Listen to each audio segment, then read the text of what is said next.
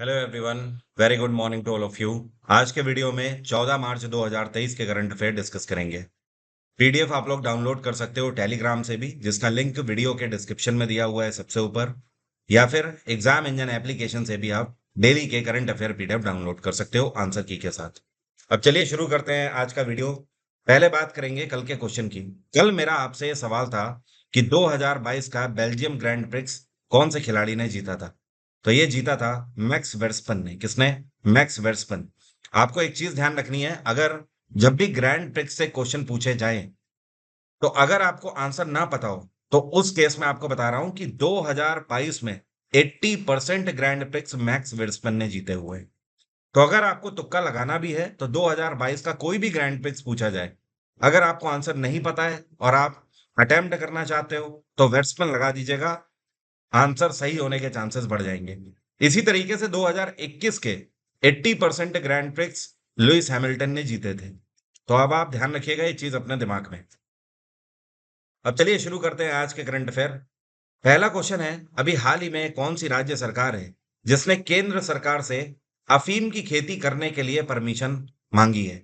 अफीम, जिसको अंग्रेजी में पॉपी बोलते हैं, इसी को पोस्तो के नाम से भी जाना जाता है। तो ये है पश्चिम बंगाल में ममता बनर्जी की सरकार। ममता बनर्जी की सरकार इस बारे में अप्रूवल इसलिए चाहती हैं कि पश्चिम बंगाल के अंदर बहुत सारे ऐसे क्यूजिन्स बनते हैं, बहुत सारे ऐसे व्यंजन बनते हैं जिनमें अफीम के बीज का यूज किया जाता है। और ये जो अफीम का बीज है, ये काफी कॉस्टली होता है, जिस वजह से उन व्यंजनों की जो कॉस्ट है वो ऑटोमेटिक बढ़ जाती है। मैं आपको बता दूं, भारत के अंदर हर एक राज्य में अफीम की खेती इलीगल नहीं है, और या फिर आप ये बोल सकते हो बहुत से ऐसे राज्य हैं जहां पर लीगल भी नहीं है। इस टाइम पर भारत के अंदर केवल 3 ऐसे राज्य हैं जहां पर अफीम की खेती अलाउड है। एक तो उत्तर प्रदेश, दूसरा मध्य प्रदेश, और तीसरा है राजस्थान। बस ये 3 राज्य हैं जहां पर अफीम की खेती करने की परमिशन है केंद्र सरकार की तरफ से। बाय द वे, इस टाइम पे वेस्ट बंगाल में ममता बनर्जी की सरकार है, और यहाँ पे गवर्नर है सीवी आनंदा बोस। कौन है? सीवी आनंदा बोस। अगला क्वेश्चन है, भारत सरकार ने अभी हाल ही में कौन से देश के साथ semiconductor supply chain and innovation partnership pact sign किया है?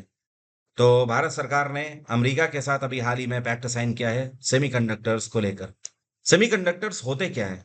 आज की डेट में जितने भी ऑटोमोबाइल्स हैं, जितनी भी गाड़ियां हैं जहां पर इलेक्ट्रॉनिक्स का यूज किया जा रहा है, और आप देख ही रहे हो, पहले तो अ, हम एक टाइम पीरियड से डीजल और पेट्रोल से चलने वाले व्हीकल्स यूज करते हुए आए हैं, लेकिन ऐसा नहीं है। जो गाड़ियां डीजल और पेट्रोल से चल रही हैं, उनमें भी इलेक्ट्रॉनिक्स यूज किए जा रहे हैं। इसके अलावा अब तो पूरी पूरी गाड़ियां ही इलेक्ट्रॉनिक व्हीकल आ रही हैं, जिनको आप ईवी बोलते हो। तो जहां पर भी इलेक्ट्रॉनिक्स का यूज किया जाता है, वहां पर फंक्शनिंग के लिए सेमीकंडक्टर्स का यूज जरूर किया जाता है। और दुनिया में सेमीकंडक्टर इस टाइम पर एक ऐसा गैजेट है जिसकी शॉर्टेज चल रही है। हर एक देश सेमीकंडक्टर्स बनाने में ज्यादा से ज्यादा होड़ में है, और Bharat make in India project के तहत यूएसए के साथ मिलकर अब सेमीकंडक्टर्स को बनाएगा।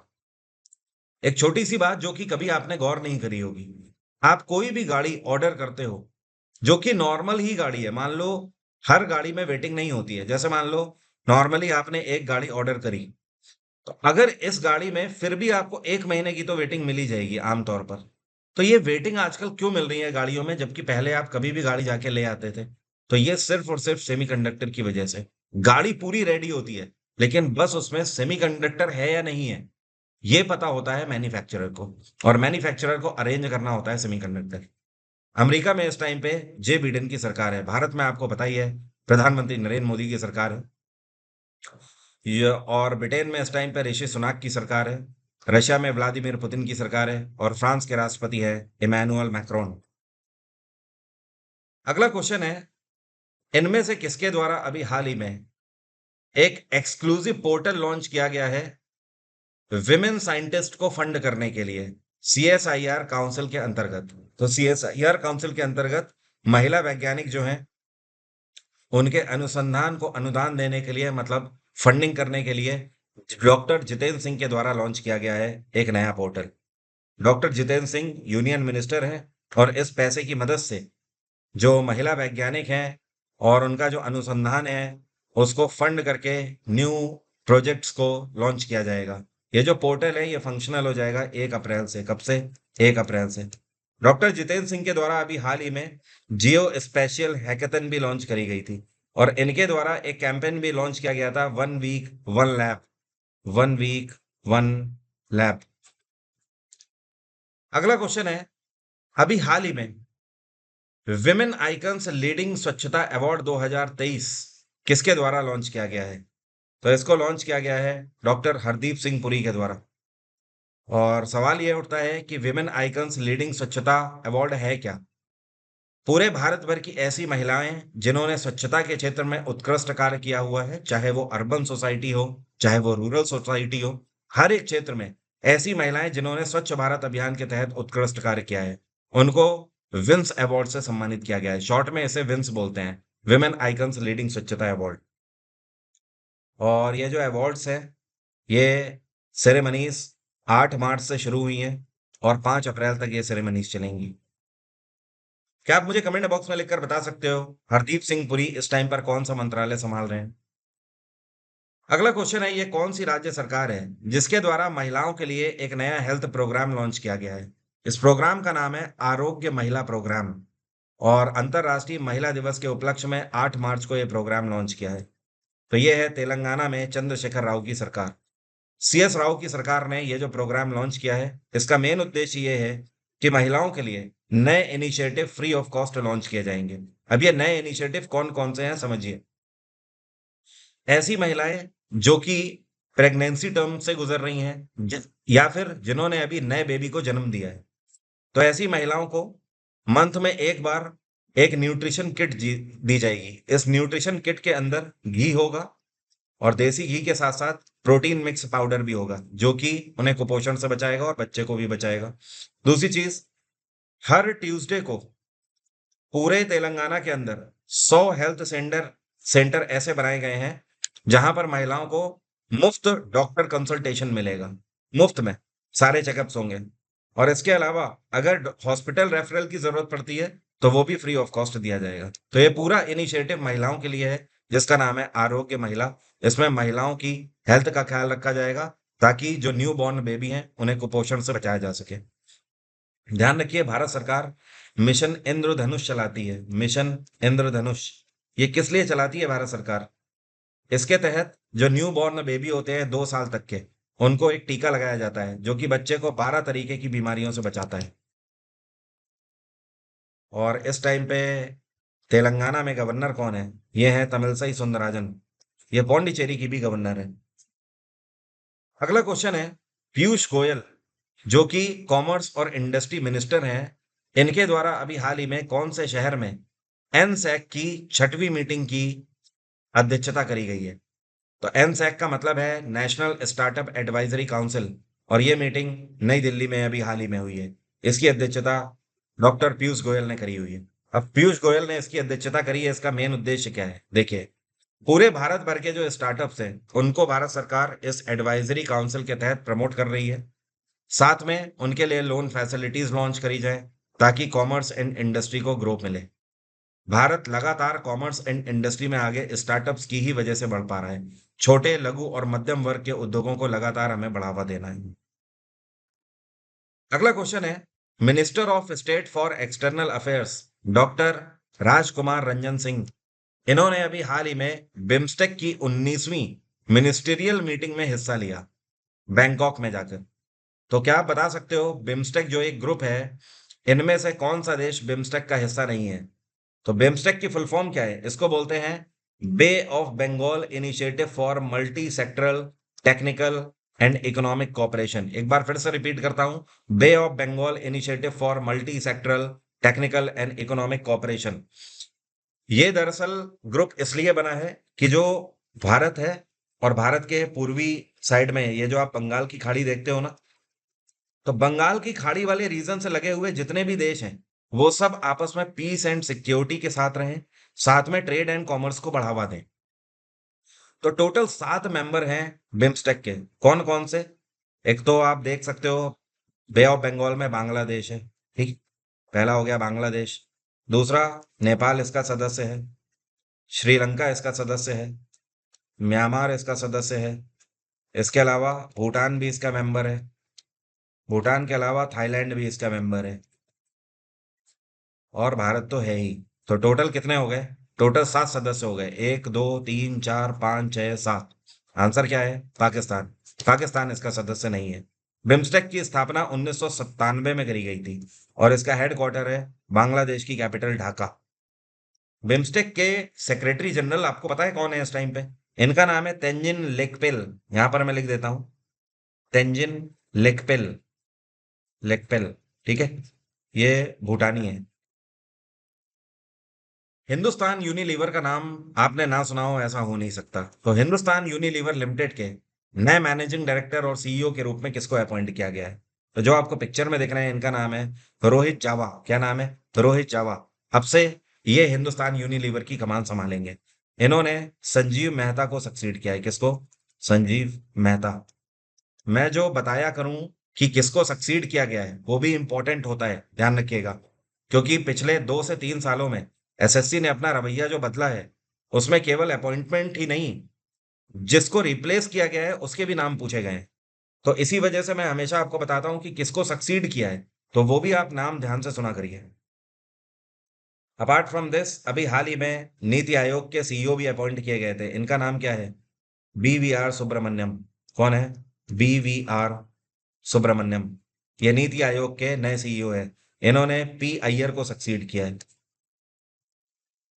अगला क्वेश्चन है, अभी हाल ही में चाइना के नए राष्ट्रपति कौन चुने गए हैं? एक बार फिर से सी जिनपिंग चाइना के नए राष्ट्रपति चुने गए हैं। जैसे भारत में राष्ट्रपति के पद को रबर स्टैंप कहा जाता है, उसी तरीके से चाइना के अंदर 3,000 लोगों की पार्लियामेंट है और इस पूरी पार्लियामेंट को रबर पार्लियामेंट बोला जाता है। सी जिनपिंग की एक तरीके से तानाशाही वहां पर चलती है। सी जिनपिंग ने अभी 2018 में एक संशोधन किया था वहां के कॉन्स्टिट्यूशन में, और यह संशोधन ये था कि अभी तक चाइना के अंदर मैक्सिमम 2 टर्म तक कोई भी राष्ट्रपति सर्व कर सकता था, उसके बाद नहीं कर पाएगा। जैसे अमेरिका में प्रेसिडेंट का कार्यकाल 4 साल का है, तो कोई भी प्रेसिडेंट मैक्सिमम 8 साल तक सर्व कर सकता है, उसके बाद नहीं कर सकता। इसी तरीके से चाइना में 5 साल का कार्यकाल है, तो अभी तक इनका भी प्रावधान था कि टोटल 10 साल तक ये सर्व कर सकते थे। लेकिन 2018 में सी जिनपिंग ने इस कानून को हटा दिया। तो इसका मतलब यह है कि अब सी जिनपिंग जब तक चाहे तब तक राष्ट्रपति बने रह सकते हैं। इवन ये अपनी मृत्यु तक भी राष्ट्रपति बने रहना चाहे तो बने रह सकते हैं। 1.5 से 2 साल पहले रशिया के अंदर व्लादिमीर पुतिन ने भी इसी तरीके का एक कानून संशोधित किया था, और वहां पर भी उन्होंने इस तरीके के प्रावधान लाए थे कि अब पुतिन ही आगे आने वाले टाइम में जब तक चाहे तब तक राष्ट्रपति रह सकते हैं। तो ये इस तरीके के संशोधन दुनिया भर में एक विकराल रूप ले रहे हैं, जिसकी वजह से काफी डोमिनेंस बहुत सारे इंटरनेशनल ग्रुप्स में इन देशों का देखने को मिलता है। अगला क्वेश्चन है, ये कौन सा देश है जिसने अभी हाल ही में आईटीबी बर्लिन में टीवी सिनेमा के क्षेत्र में golden city gate tourism award 2023 में golden and silver stars award जीता है? तो इस बार का golden and silver star award जीता है भारत ने, golden city gate tourism award 2023 में। दुनिया भर में भारत के टीवी सिनेमा को बहुत अच्छी तारीफ मिली है, सराहा गया है। और इसका जो ये अवार्ड है ये भारत की तरफ से अरविंद सिंह ने रिसीव किया है। किसने? अरविंद सिंह ब्यूरोक्रेट हैं और टूरिज्म मंत्रालय के सेक्रेटरी हैं। अगला क्वेश्चन है, डिफेंस मंत्रालय के द्वारा इनमें से कौन सी कंपनी है जिसको भारतीय वायुसेना के लिए एक दो नहीं बल्कि 6 डॉर्नियर 228 एयरक्राफ्ट बनाने का ऑर्डर दिया गया है, और इसके लिए इस कंपनी को 667 करोड़ रुपए दिए जाएंगे? तो ये है Hindustan aeronautics limited. HAL Indian air force के लिए 6 डॉर्नियर 228 एयरक्राफ्ट बनाकर देगी। इन एयरक्राफ्ट की खास बात यह है कि ये सर्विलांस पर्पज से यूज किए जाते हैं, साथ में ट्रांसपोर्टेशन के लिए भी यूज किए जाते हैं, ट्रेनिंग पर्पज से भी इनका यूज किया जाता है, साथ में मल्टीपर्पज लाइट ट्रांसपोर्ट एयरक्राफ्ट भी इनको बोला जाता है। मतलब कई और तरीके से भी इनको यूज कर सकते हैं, क्योंकि ये लाइट रेंज के एयरक्राफ्ट होते हैं, बहुत आसानी से उड़ भी जाते हैं और बहुत आसानी से लैंड भी हो जाते हैं, और कम जगह इनको चाहिए होती है। ये सारी इनकी मेरिट्स हैं जिनकी वजह से इंडियन एयरफोर्स इस तरीके के एयरक्राफ्ट्स को अपने डेली के जो काम होते हैं, मैनेजमेंट्स होते हैं, उनके लिए यूज करती है। हिंदुस्तान एरोनॉटिक्स जो है इसकी स्थापना 1940 में करी गई थी। एचएएल का हेडक्वार्टर है बैंगलोर, और इसके चीफ हैं आर माधवन। कौन है? आर माधवन। और ध्यान रखिएगा, अभी हाल ही में लार्सन एंड टूब्रो को भी एक कॉन्ट्रैक्ट दिया है। एलएनटी जो है, इसको नया कॉन्ट्रैक्ट दिया गया है 3100 करोड़ का। कितना? 3100 करोड़ का। और ये कॉन्ट्रैक्ट इसलिए दिया गया है कि इंडियन नेवी के लिए जो कैडेट ट्रेनिंग शिप्स होते हैं, तो 3 cadet training ships Larsen and Toubro बनाकर देगा डिफेंस को। जो आपको पिक्चर में दिख रहे हैं, ये क्रिकेटर हैं शॉन मॉर्स। इन्होंने अभी फर्स्ट क्लास क्रिकेट को रिटायरमेंट अनाउंस कर दिया है। ये कौन से देश के क्रिकेटर हैं? तो ये ऑस्ट्रेलिया के क्रिकेटर हैं और इनका टेन्योर काफी सही रहा। इन्होंने जो अपना डेब्यू किया था, ये इन्होंने डेब्यू किया था अपना फर्स्ट क्लास में 2001 में। ओके। और पूरे फॉर्मेट्स की अगर बात करें तो 12,000 रन ये बना चुके हैं अपने करियर में। तो अब इन्होंने अलविदा बोल दिया क्रिकेट को। अभी कुछ टाइम पहले और भी कई सारे क्रिकेटर हैं जिन्होंने अलविदा कहा है क्रिकेट को, रिटायरमेंट अनाउंस किया है। जैसे कि आपको ध्यान रखना है, ऑस्ट्रेलिया के ही एरॉन फिंच है, एरॉन फिंच, जिन्होंने रिटायरमेंट अनाउंस कर दिया है। इसके अलावा भारत के जोगिंदर शर्मा हैं जिन्होंने रिटायरमेंट अनाउंस किया है। पाकिस्तान के कामरान अकमल हैं जिन्होंने रिटायरमेंट अनाउंस किया है। ठीक है। और ऐसे ही अगर फुटबॉल में बात करें तो फुटबॉल में ध्यान रखिएगा, राफेल वेरेन। क्या नाम है? राफेल वेरेन। ये फ्रांस के खिलाड़ी हैं, इन्होंने रिटायरमेंट अनाउंस किया है। अगला क्वेश्चन है, अभी हाल ही में एक किताब लॉन्च करी गई है। इस किताब का नाम है मुंडकोपनिषद द ब्रिज टू इममॉर्टेलिटी। यह किताब किसके द्वारा लॉन्च करी गई है? तो ध्यान रखिएगा, इसको उपराष्ट्रपति जगदीप धनखड़ के द्वारा लॉन्च किया गया। लेकिन सवाल यहां पर यह है कि यह किताब किसके द्वारा लिखी गई है? तो इसको लिखा है, जो आपको पिक्चर में दिख रहे हैं, इनका नाम है डॉक्टर करण सिंह। इनके द्वारा ये किताब लिखी गई है। ये मेंबर ऑफ पार्लियामेंट रह चुके हैं, राज्यसभा के सदस्य रह चुके हैं। और इस टाइम पर डॉक्टर करण सिंह पता है कौन है? ये बनारस हिंदू यूनिवर्सिटी के चांसलर भी हैं। तो इन्होंने ये किताब लिखी जिसको वाइस प्रेसिडेंट जगदीप धनखड़ के द्वारा लॉन्च किया गया।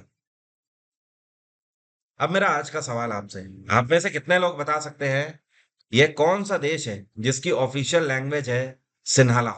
वैसे इंग्लिश में सिन्हाला लिखा जाता है, बट नॉर्मली इसे जो प्रोनाउंशिएट किया जाता है वो सिंगली बोला जाता है।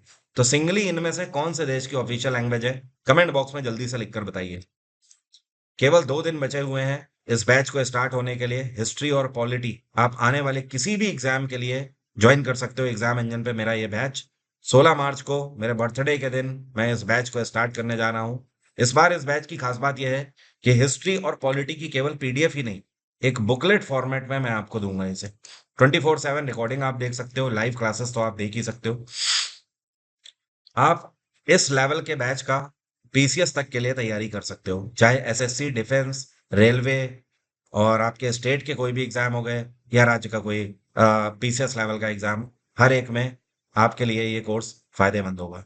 और एसएससी फेस वाले जो एग्जाम जो अभी एस्पिरेंट हैं वो भी इसे ज्वाइन कर लें। आप टेस्ट सीरीज भी एग्जाम इंजन पे ले सकते हो। 1840 मॉक टेस्ट की टेस्ट सीरीज है, 1 साल की वैलिडिटी के साथ। इसकी खास बात यह है कि इनमें सारे जितने भी क्वेश्चन है जीएस के वो सब मैंने सेट किए हुए हैं। फुल लेंथ मॉक भी आप दे सकते हो, आपका मैंने केवल सब्जेक्ट वाइज देने का वो भी दे सकते हो, आपका मैंने टॉपिक वाइज देने का वो भी दे सकते हो, या फिर एग्जाम के हिसाब से आप देना चाहो मॉक वो भी दे सकते हो। एक बार आप इसका ट्रायल भी एग्जाम इंजन पे जाके ले सकते हो। आप वहां पे स्टोर पे जाके सर्च कर लीजिएगा 1840, अपने आप ही आपको सामने आ जाएगा ये कोर्स या फिर ये टेस्ट सीरीज। जैसे ही आप इस पर क्लिक करोगे आपको ट्रायल भी इसका मिल जाएगा। आज की बात यहीं तक रहेगी, कल फिर से यहीं पर मुलाकात होगी। Thank you so much, have a nice day, take care, bye bye. आपका दिन मंगलमय हो।